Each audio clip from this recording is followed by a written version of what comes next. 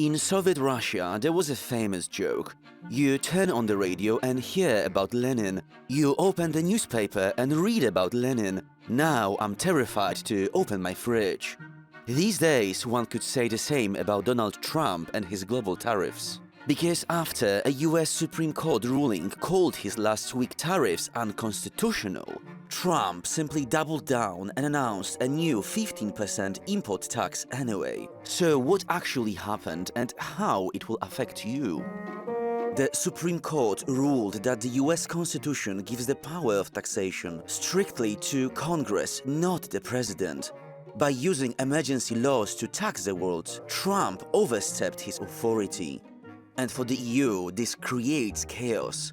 Last summer's still unratified EU-US trade deal, capping tariffs at 15%, is now in legal limbo. And with those powers voided, the European Commission is asking now for clarity, as European companies could potentially get billions in refunds for the tariffs they already paid.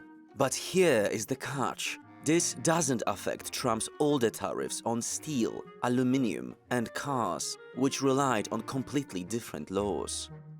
But even with a conservative Republican-nominated majority, the Supreme Court still ruled against Trump, and in response, he publicly attacked the very justices appointed by Republican presidents. They're just being fools and lapdogs for the rhinos and the radical left Democrats. So, back to that fridge joke. If these new tariffs hold, expect whatever the EU imports from the US to get more expensive. But there is hope.